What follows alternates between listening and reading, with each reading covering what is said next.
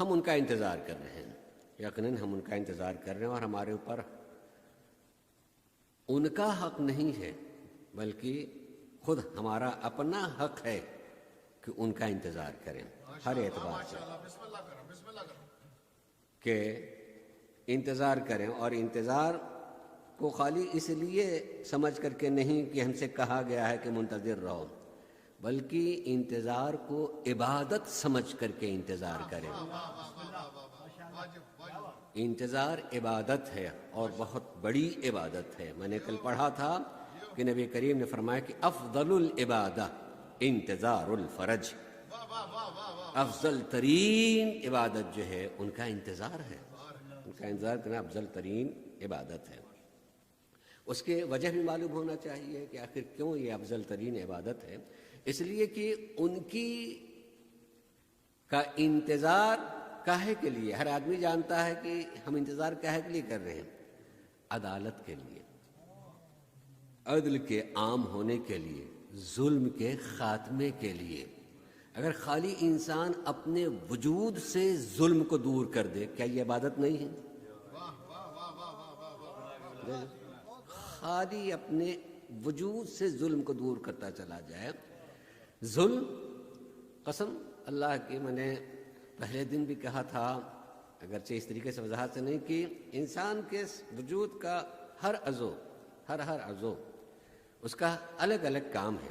جو ہاتھ کا کام ہے وہ آنکھ کا کام نہیں ہے، جو آنکھ کا کام ہے زبان کا کام نہیں ہے، جو پاؤں کا کام ہے وہ دماغ کا کام نہیں ہے۔ ہر ایک کا کام الگ الگ ہے، اور جب کام بالکل الگ الگ ہے تو یہ پرکھنا چاہیے کہیں آنکھ ظلم تو نہیں کر رہی ہے، کیا کہیں آنکھ ظالم تو نہیں ہے، کہیں زبان ظلم تو نہیں کر رہی ہے، کہیں میرے کان ظلم تو نہیں کر رہے ہیں۔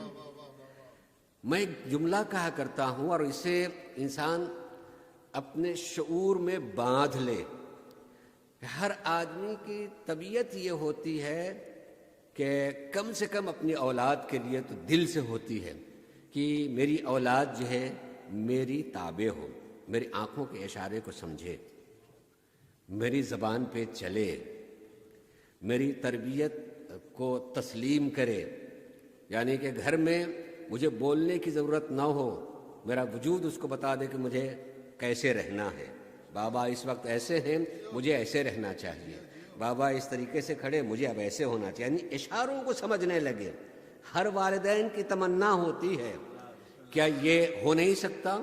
ہو سکتا ہے، ہو سکتا ہے، مگر اپنے سے باہر کے اوپر کنٹرول کرنے سے پہلے اپنے وجود میں کنٹرول کرنا آ جائے تو باہر کنٹرول ہونے لگے گا۔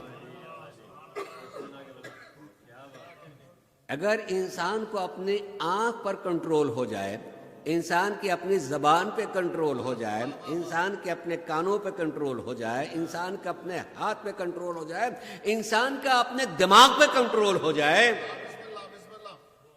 تو اس کے کنٹرول اور اس کے تابع میں رہے، تو اللہ کی قسم اس کے اثرات یہ ہوتے ہیں کہ اب آپ کو کہنے کی ضرورت ہی نہیں۔ جن سے کوئی کنٹرول میں آتا ہے، جب وہ آپ کے کنٹرول میں ہے تو باقی خود بخود کنٹرول میں ہوتے چلے جائیں گے۔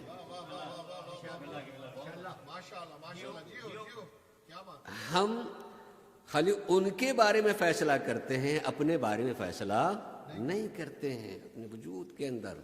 جیسے میں اپنے کو پہلے دن میں نے ذکر کیا تھا کہ جیسے میں اپنے اولاد کو کہتے ہیں یہ میری اولاد ہے، یہ میرا بیٹا ہے، یہ میری بیٹی ہے، ویسے ہی ہم اپنے ہاتھ کو بھی کہتے ہیں یہ میرا ہاتھ ہے، یہ میری آنکھ ہے۔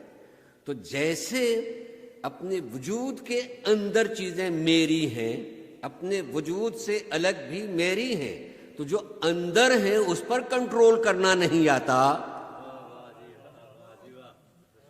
جو اپنے وجود کے اندر ہر لمحے ہر جگہ جہاں کوئی نہ ہو وہاں یہ میرے ساتھ میں ہیں، اور اس پر ہم کنٹرول نہیں کر سکتے ہیں، تو یہ خواب ہے جو آدمی خواب دیکھ رہا ہے کہ کیوں کنٹرول میں نہیں آتے۔ اب یہ تعویذ سے کنٹرول میں آنے والے نہیں۔